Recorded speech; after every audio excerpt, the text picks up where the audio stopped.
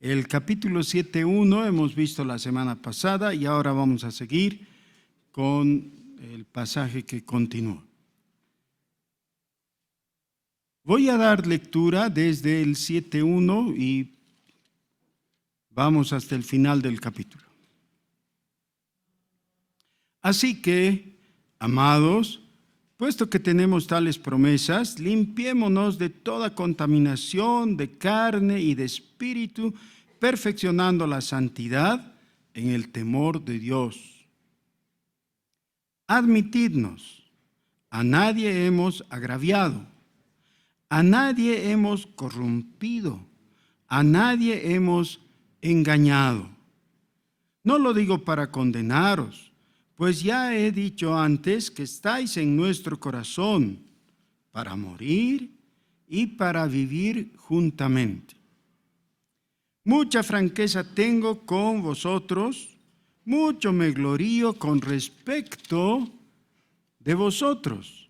Lleno estoy de consolación, sobreabundo de gozo en todas nuestras tribulaciones. Porque de cierto, cuando vinimos a Macedonia, ningún reposo tuvo nuestro cuerpo, sino que en todo fuimos atribulados. De fuera, conflictos; de dentro, temores. Pero Dios, que consuela a los humildes, nos consoló con la venida de Tito, y no solo con su venida, sino también con la consolación con que él había sido consolado en cuanto a vosotros, haciéndonos saber vuestro gran afecto, vuestro llanto, vuestra solicitud por mí, de manera que me regocijé aún más. Porque aunque os contristé con la carta, no me pesa, aunque entonces lo lamenté, porque veo que aquella carta, aunque por algún tiempo, os contristó. Ahora me gozo, no porque hayáis sido contristados, sino porque fuisteis contristados para arrepentimiento, porque habéis sido contristados según Dios, para que ninguna pérdida padecieseis por nuestra parte. Porque la tristeza que es según Dios produce arrepentimiento para salvación, de que no hay que arrepentirse, pero la tristeza del mundo produce muerte. Porque aquí esto mismo de que hayáis sido contristados según Dios, ¿qué solicitud produjo en vosotros? ¿Qué defensa? ¿Qué indignación? ¿Qué temor? ¿Qué ardiente afecto? ¿Qué celo? ¿Y qué vindicación? En todo os habéis mostrado limpios en el asunto. Así que, aunque os escribí, no fue por causa del que cometió el agravio, ni por causa del que lo padeció, sino para que se os hiciese manifiesta nuestra solicitud que tenemos por vosotros delante de Dios. Por esto hemos sido consolados en vuestra consolación, pero mucho más nos gozamos en el gozo de Tito, que haya sido confortado su espíritu por todos vosotros. Pues si de algo me he gloriado con él respecto de vosotros, no he sido avergonzado, sino que así como en todo os hemos hablado con verdad, también nuestro gloriarnos con Tito resultó verdad. Y su cariño para con vosotros es aún más abundante, cuando se acuerda de la obediencia de todos vosotros, de cómo lo recibisteis con temor y temblor. Me gozo de que en todo tengo confianza en vosotros. Amén. Oremos. Por favor, Señor, abre nuestros corazones a tu palabra y por tu Espíritu, con ella como instrumento, vivifícanos. En el nombre de Jesús. Amén. Es posible que algunos de ustedes hayan escuchado la lectura de este pasaje como si se tratara de un trabalenguas, ¿no? Por momentos, la redacción del apóstol Pablo no es tan fácil de seguir. En realidad no es tan complicado si es que se lee por segunda vez y con calma, o se toma un diccionario, especialmente un diccionario bíblico, y se ven las palabras que para algunos de ustedes pueden ser novedosas. ¿De qué está hablando esto? Está hablando de algo que, si no lo describimos en su justa dimensión, podríamos equivocarnos terriblemente, ¿ya? Y podríamos llegarle a poner un título: no me interesa. Sí, porque no implica, han visto, nada de este capítulo implica esos grandes temas sobresalientes como en el capítulo 5. En el capítulo 5 hemos visto en su gloria máxima la doctrina de la soteriología, es decir, la doctrina de la salvación. Entonces eso, por supuesto, llena nuestros ojos y capta nuestra atención. Pero ¿de qué está hablando aquí el apóstol Pablo? Está hablando de algo pasado de moda para el mundo contemporáneo. Es como ahora hablar de carretones, por ejemplo. Los carretones que algunos de nosotros tenemos son para adornitos, ¿no? Son juguetes de una época pasada que tú pones en tu comedor o en tu living, ¿no? Ahí para que esté bonito. Pero en pocos lugares ya se usan como medio de transporte o de transporte.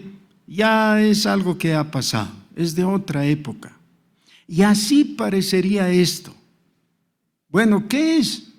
¿Qué es? ¿De qué trata este capítulo?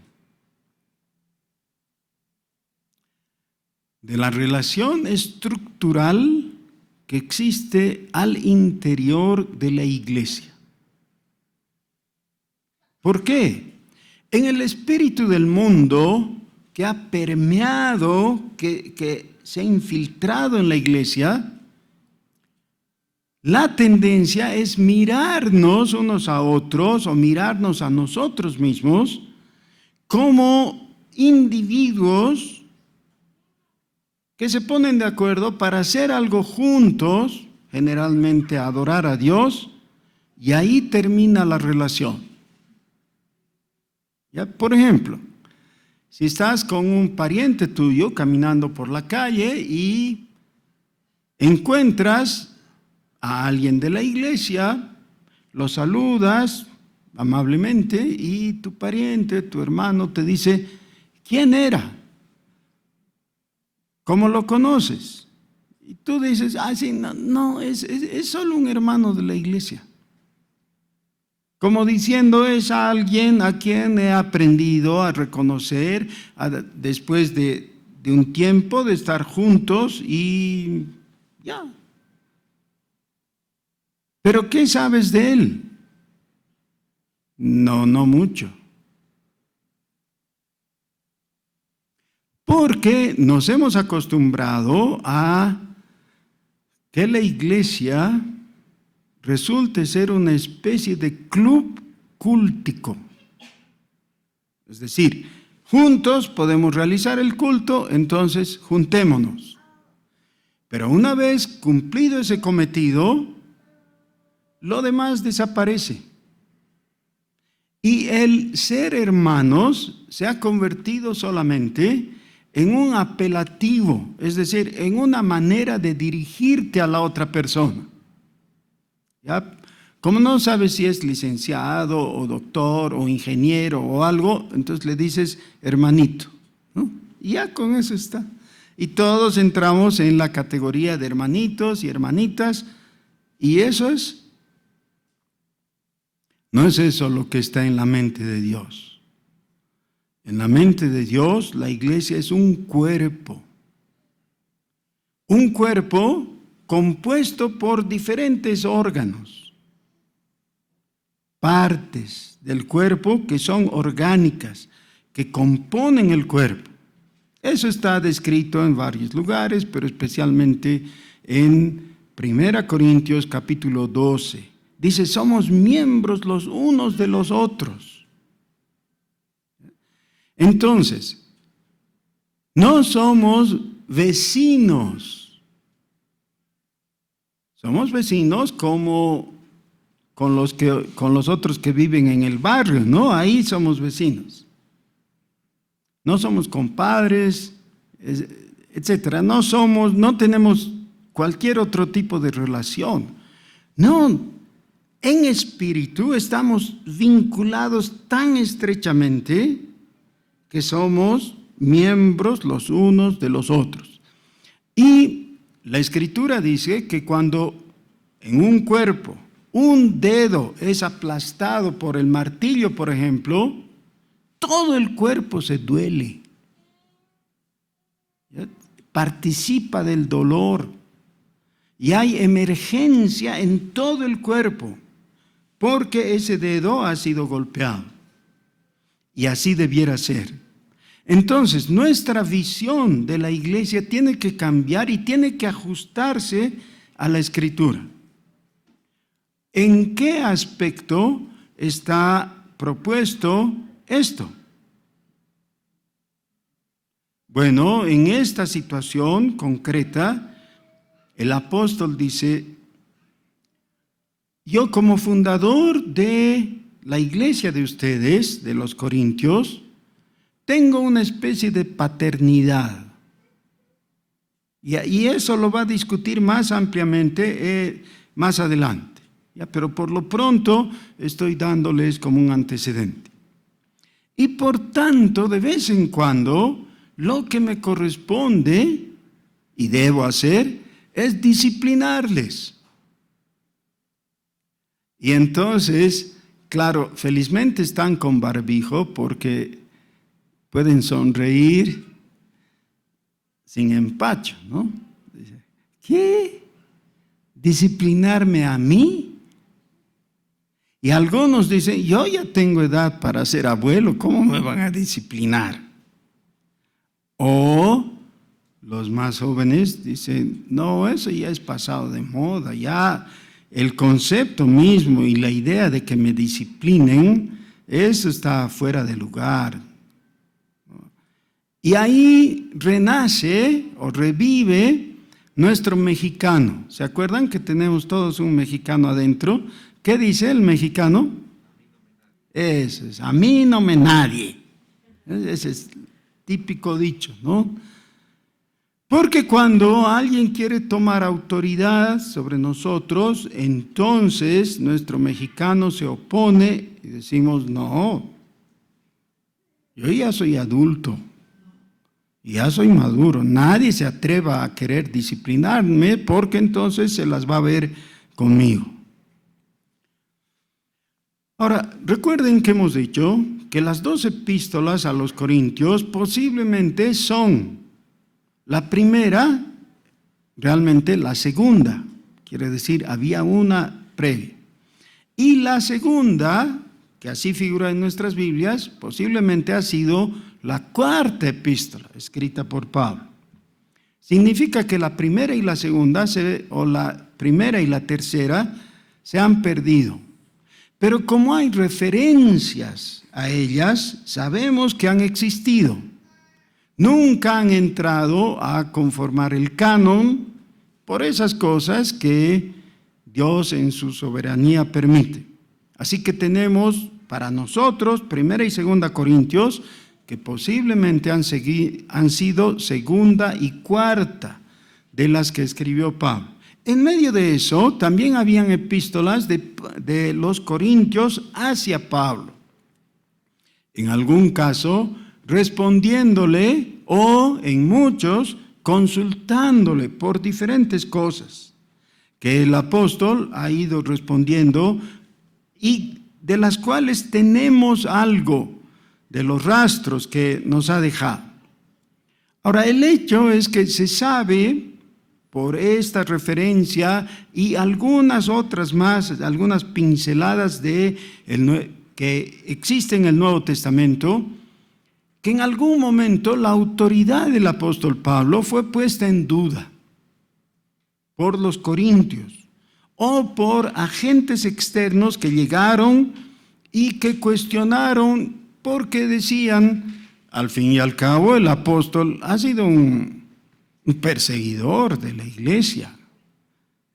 ¿Cómo se va a querer comparar con esos grandes apóstoles que han caminado con Jesús por la Palestina? No es igual. Y por eso Pablo invierte bastante espacio, especialmente en lo que viene más adelante de esta epístola, para demostrar que él tiene todos los signos para ser reconocido como apóstol. Pero llega un momento en que les dice, bueno, si para otros no fuera yo apóstol, para ustedes sí que lo soy. Porque ustedes han escuchado el evangelio de mi boca. Y cuando yo les he predicado, ustedes han creído. Así que son mis hijos espiritualmente. No dice el texto, yo leo entre líneas. No se hagan. Claro, ¿cómo van a poner ellos en cuestionamiento? Pero la inmadurez es a veces de tal tipo. Y así vemos que nuestros niños, por su inmadurez justamente, de vez en cuando cuestionan a los padres y a los abuelos, ¿no? De pasado. Bueno, eso es lo que estaba ocurriendo y entonces el apóstol les envió lo que conocemos como primera epístola a los Corintios y lo que ya he mencionado, una entre estas dos, y seguramente fue bastante duro.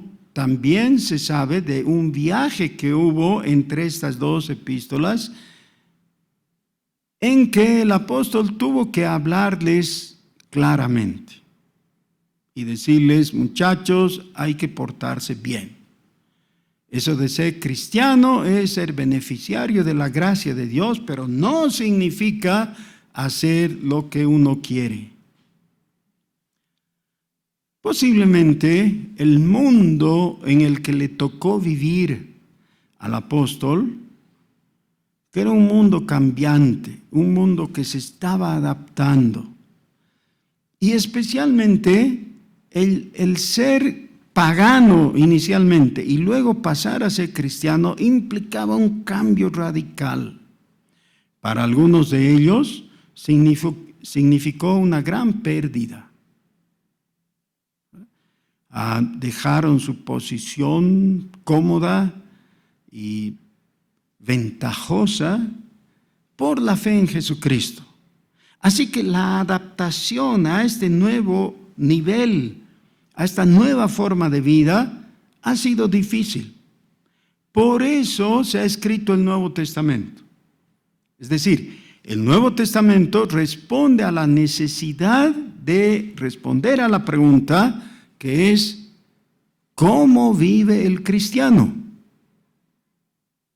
¿Cómo va a vivir el cristiano? Esa pregunta no es solamente de las epístolas de Pablo, tiene que ver con los evangelios y con aún el Antiguo Testamento. Es vital que nosotros nos hagamos la pregunta, ahora que soy cristiano, ¿cómo he de vivir? Claro, hay los que dicen, bueno, voy a vivir como de costumbre, solamente que en mi tarjeta le voy a agregar una palabrita para, digamos, que se vea que soy diferente. No puedes vivir como de costumbre. No puedes vivir como vivías en la antigüedad, haciendo lo que hacías antes. Necesitas recordar que los que están en Cristo, nuevas criaturas son. Las cosas viejas pasaron. ¿Se acuerdan? Hemos estudiado eso en el capítulo 5. No puedes pretender que tu vida siga igual de cuando eras pagano, porque se supone que ya no eres pagano, ahora eres cristiano. Y ese proceso de adaptación, no siempre es cómodo. Ya no todo el tiempo es viable dentro de los hábitos que tenías. Necesitas cambiar. El apóstol les dice, bueno, entonces reconozcan, hay una estructura dentro de la iglesia en la que alguien tiene que ejercer autoridad y de vez en cuando eso significa disciplinarles a ustedes. Y no hay forma de hacer a un lado el asunto. ¿Por qué? Y por eso me gusta tanto que nuestro director del culto de hoy día ha sido guiado por el Señor para la lectura de Hebreos capítulo 12. Porque ahí hemos leído lo que dice el Señor. Dios al que ama disciplina. Debe estar mal. Debe ser un error de imprenta. ¿No es cierto? ¿Cómo pues al que ama va a disciplinar? Al que odia debe disciplinar. No hay error. Eso es lo que ha querido decir el Señor ahí en su palabra. Al que ama, porque la disciplina de Dios es para bien. Otra vez, la disciplina de Dios es para bien.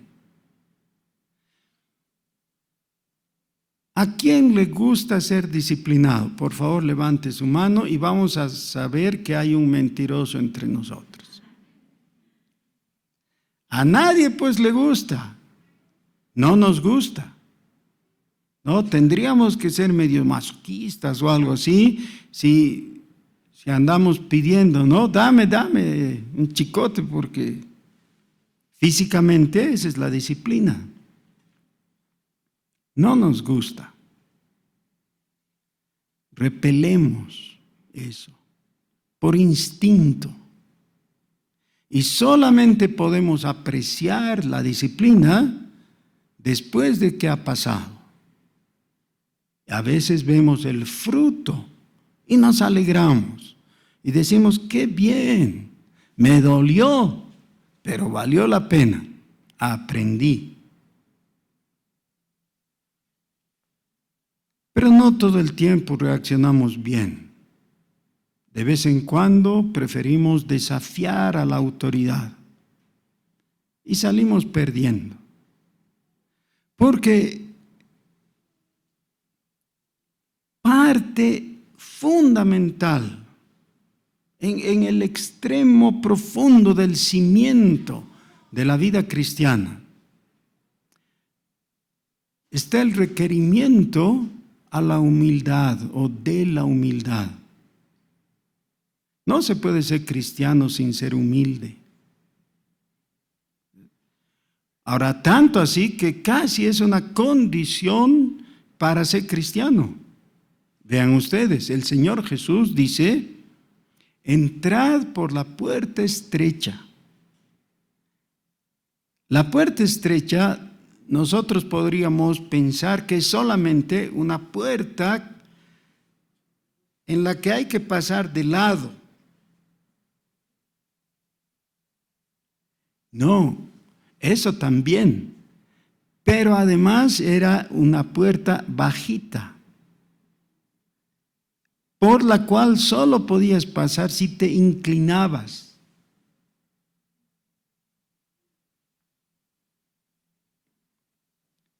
Porque se requiere humildad. Ante Dios solamente están aquellos que han pasado por la puerta estrecha.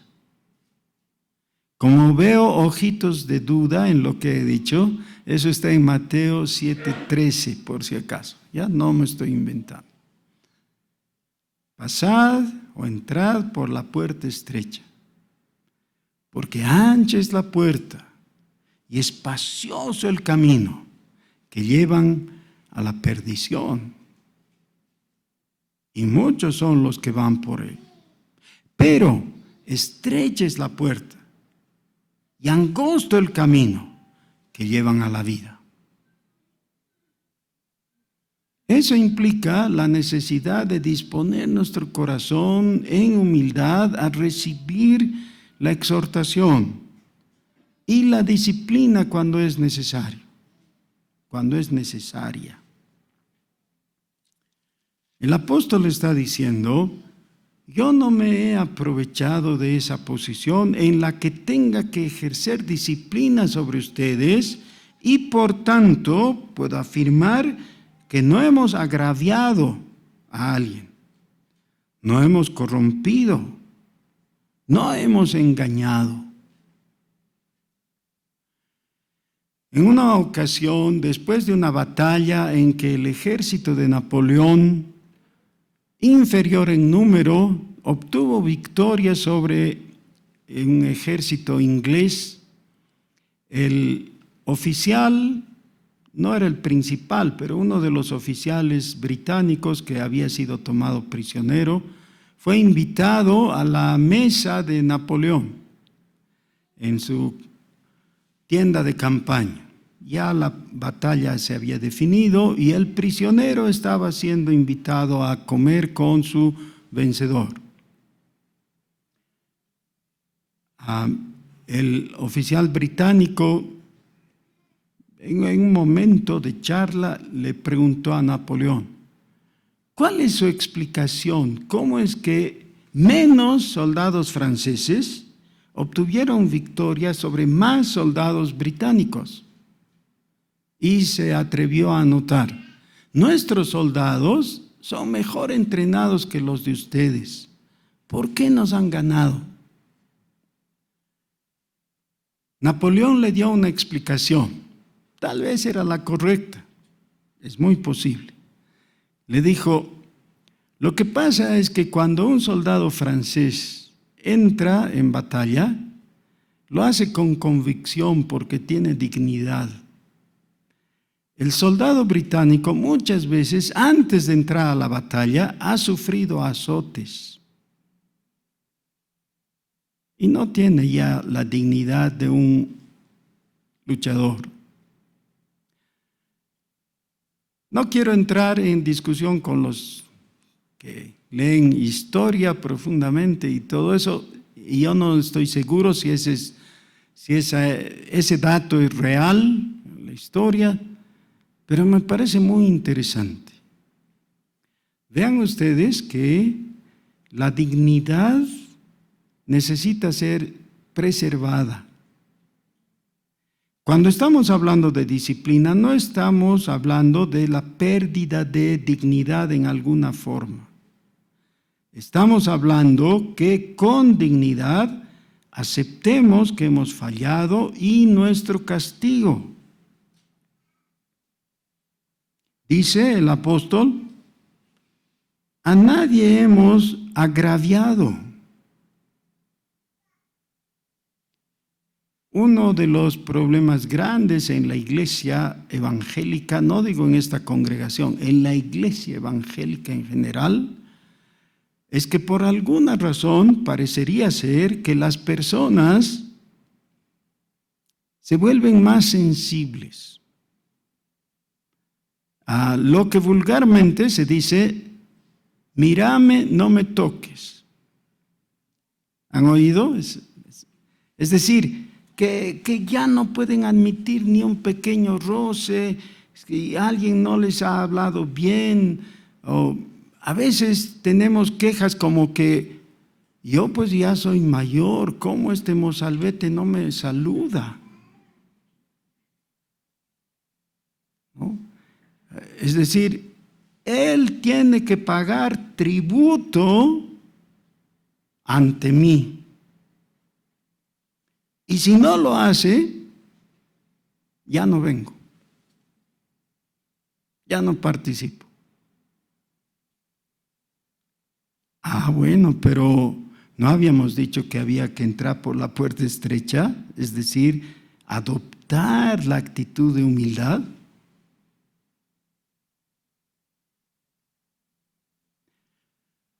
Hubo gente que se quejó de haber sido agraviada por el apóstol, porque no supo distinguir entre el agravio que sintieron con el propósito del apóstol, que era de exhortarles. Y a veces les llamó la atención duramente. Pablo no tenía pelos en la lengua. Fíjense en Gálatas, que es una epístola más o menos de la época, es anterior realmente a la de Corintios, ¿no? Especialmente a 2 Corintios. Pero es de la época ministerial del apóstol Pablo, cuando estaba todavía antes de ir a la cárcel, cuando estaba en libertad. A los Gálatas les dice, Gálatas insensatos. Hay otras traducciones que de Gálatas imbéciles. ¿Quién les fascinó para dejar de seguir a Cristo? Muy fuerte. Era un agravio. Sí, pero fíjense que a veces una persona que está en shock necesita una bofetada para volver en sí, ¿o no? Sí, de vez en cuando necesitamos algo así. De vez en cuando no nos damos cuenta y nos hemos envanecido. Esto aún con motivos nobles, ¿no? Es lo típico de los seminaristas. Los seminaristas van, estudian en el seminario y ya saben más que los demás. Y se creen la gran cosa. Soy profesor de seminario, por eso es que conozco bien el asunto, y yo también he experimentado eso y he necesitado un cocacho que me vuelva al sitio. La vanidad fácilmente se enseñorea. Y de vez en cuando Dios necesita usar su chicotito. En segundo lugar dice, a nadie hemos corrompido. Ahora, la disciplina siempre tiene que ser para ponerte en el camino, para encauzarte, para animarte a seguir al Señor, no para corromperte. Una disciplina que te rompe el espíritu no está bien manejada. A nadie hemos engañado. A diferencia del mundo, en el cristianismo no creemos que el fin justifica los medios. Los medios tienen que ser puros para alcanzar el fin que es puro. ¿Cuál es el fin? La santidad. La santidad de cada uno de los hermanos. ¿Para qué? Para que juntos conformemos el cuerpo de Cristo, que es santo.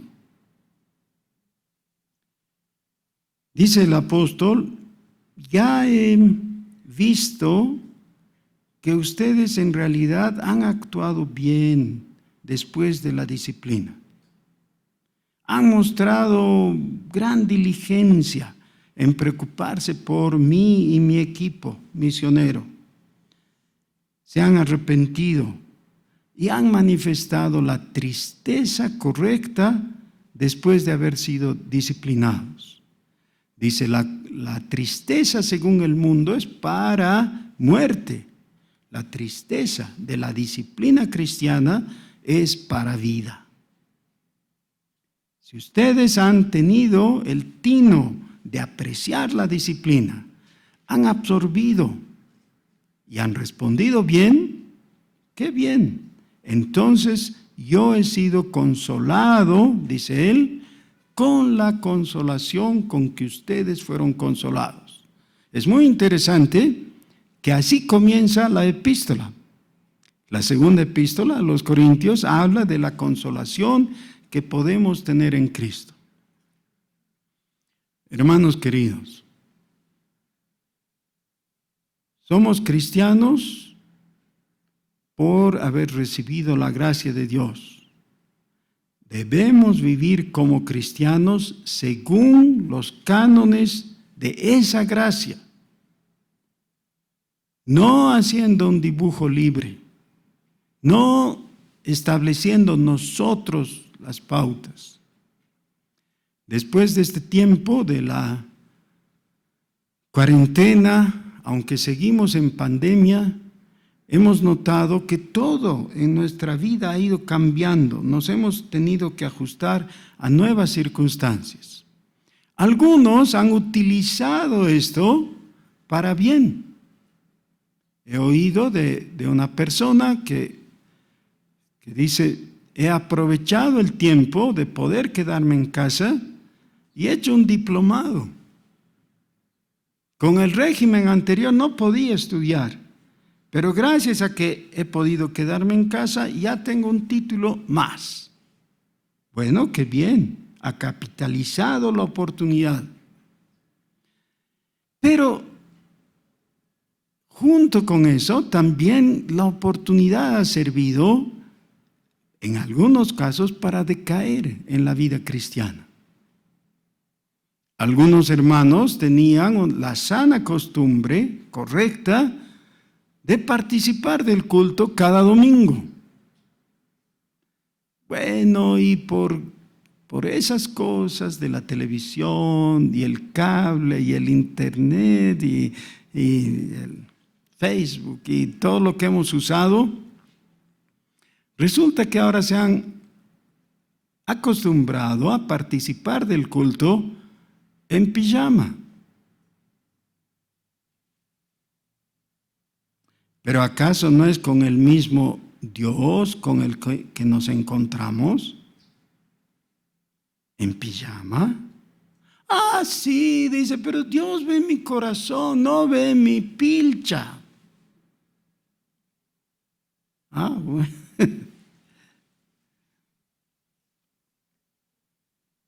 Y también algunos han pensado: ya no es necesario participar del culto. Una vez al mes está bien. Eso es suficiente. Hermanos, necesitamos ajustarnos nosotros mismos las clavijas antes de recibir disciplina del Señor. Debiéramos volver a las prácticas de antes de la pandemia, por lo menos. Ese debería ser el punto de partida. Y mejorar. Todavía el día del Señor es el día del Señor. Debiera estar dedicado a las cosas del Señor, no a otras cosas, no a otras actividades. Dios no ha cambiado su ley. Ah, dice alguien, pero no somos salvos por la ley. Sí, no somos salvos por la ley, pero la ley nos indica cómo vamos a vivir de forma agradable a Dios. Somos salvos por la gracia de Dios, pero es para vivir como Él quiere. Esa ha sido la intención del apóstol al conducirse como lo ha hecho y a explicarles todo esto que tenemos en el capítulo 7 de la segunda epístola a los Corintios. Oremos. Señor nuestro, todos nosotros queremos voluntariamente ahora humillarnos delante de ti y reconocer que en muchos casos hemos sido descuidados. No nos hemos comportado correctamente, en forma agradable para ti. Con presunción hemos supuesto que podíamos hacer lo que quisiéramos. Pero tenemos que hacer lo que tú quieres. Somos tus siervos. Gracias por tu paciencia con nosotros. Ayúdanos a entender la forma en que tenemos que vivir de forma agradable a ti. En el nombre de Jesús. Amén.